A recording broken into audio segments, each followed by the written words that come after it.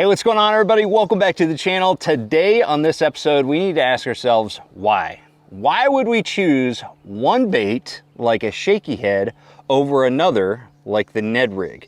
And the reason why we're going to be comparing these two baits today is because they're very similar as far as like being jig head presentations. You essentially got a soft plastic worm on both of these, and they're rigged on some sort of jig head.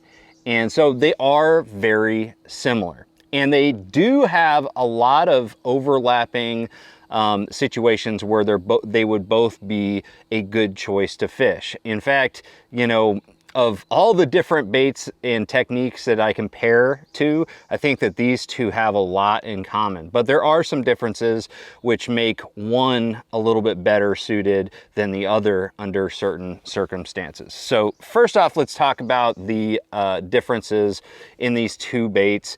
A Ned Rig is a very, very small presentation. You know, you essentially have this little trimmed down stick bait design, which is how this Ned Rig started. Was you know, guys in the Midwest cutting down their stick baits and just putting, you know, just a 2.5 or 3 inch bait on a small little mushroom shaped jig head. And that's primarily the type of jig head that you see with a Ned Rig. Z-Man makes a ton of different Ned Rig heads for the Ned Rig system. And usually you're looking at something like the Finesse Shrooms or the Nedlocks HD, something like that. But there are some other jig heads on the market that are similar, but you know, a little bit different design. On the other hand, a shaky head is kind of a larger version of what the Ned Rig is. It usually has a more slender worm that you're using with this presentation. This right here is the Z-Man SMH worms. It's designed to have a ton of tail action. So as opposed to the Ned Rig, which doesn't really have a lot of tail wiggle, the SMH has a ton. And as far as the jig head, usually with shaky heads, you have more of a ball style jig head. Okay, but there are a lot of different variations in shaky heads, probably more so than in the Ned Rig category. I think Ned Rigs, generally you're looking at some type of mushroom shaped jig head, but with a shaky head, I've seen some that are mushroom shaped. I see a lot that are ball shaped. Kind of a hybrid between the two. There's all different types of shaky heads, but the whole idea is that the jig head is going to present your worm in some sort of orientation where the tail sticks up and kind of wags as you shake it. So it has a lot of tail action.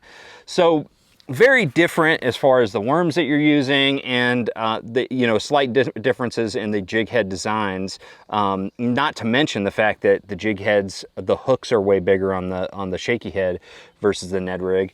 But where would one excel over the other? So for me, let's talk about the shaky head first. Shaky head is a really good structure bait. So if I'm fishing a long tapering point or a hump or a saddle or a ledge or something like that has nice, clean, hard bottom, a shaky head is going to be one of the first baits that I reach for as far as the bottom bouncing category.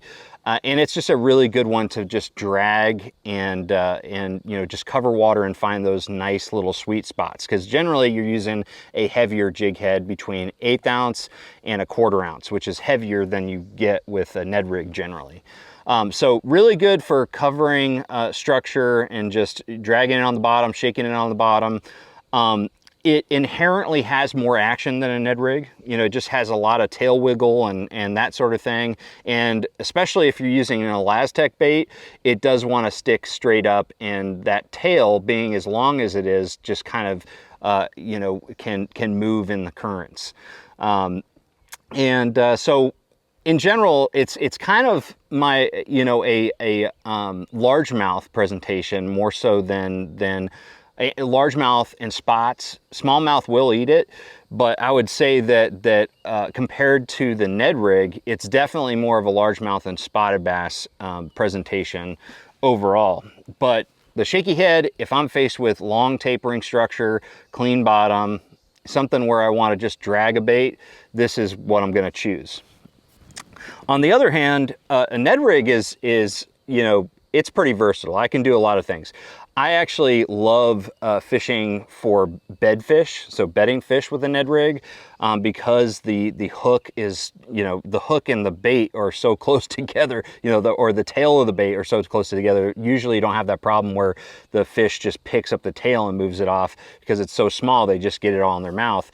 Another situation that I definitely want a Ned rig over a shaky head is like fishing for smallmouth. Like I said, going up north, a shaky head is a big deal, or a Ned rig is a big deal for smallmouth up north.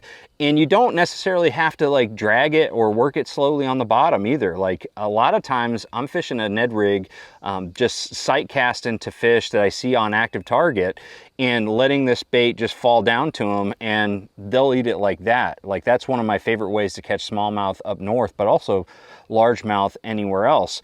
And so you can do that. You can cast it around. I love casting around like isolated cover up shallow. But I also like fishing it on bluff banks. The Ned rig has a really nice glide to it. So working it down bluffs, it kind of has this nice glide and spiral zigzag motion. And I think it gets a lot of strikes. Again, all these situations you can throw a shaky head and have some level of success, but I think that a Ned rig does a better job in those scenarios. So, you know, overall you can cover water with the Ned rig, but usually it's more so a presentation that I like to use outside of those things that I just talked about. It's a presentation I like to use as kind of a mop-up bait. You know, if I'm fishing a ledge and I've fished a spoon, a deep diving crankbait, and fished all these different presentations, and I need to get an extra bite, I'll throw a Ned rig out there, and usually you can get 1 or 2 extra bites when those fish have shut down. So it is a presentation that's just really good, you know, when nothing else is working, because it's just so small. It's just that little snack. It's a little Dorito for those fish.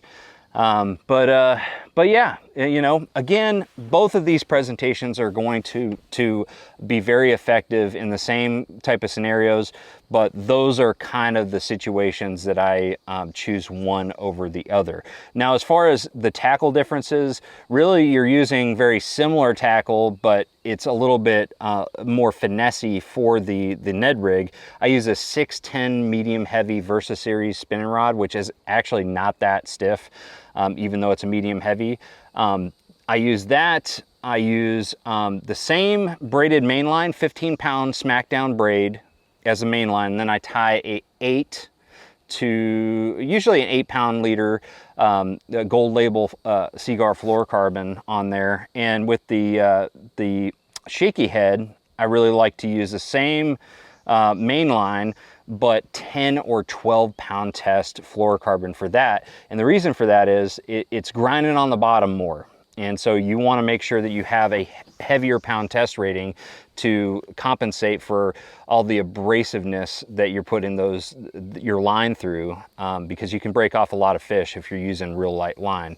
And as far as the rod for the shaky head, 7.2 medium heavy is kind of what I go for with that. Just a little bit longer rod than the Ned rig. So anyways, guys, hopefully this video helps you, you know, answer that question that we all have: which one should I use? So let me know in the comment section below. Do you use one over the other in different situations than I talked about in this video today? I really want to know. And also, if you want me to cover a topic of your choice in a future video, drop that topic below or send it to sonar@sonarfishing.com. That's my email. So other than that, make sure you like, share, subscribe. Check out the product links in the description below, and I'm going to see you out on the water. Trust the process, everybody.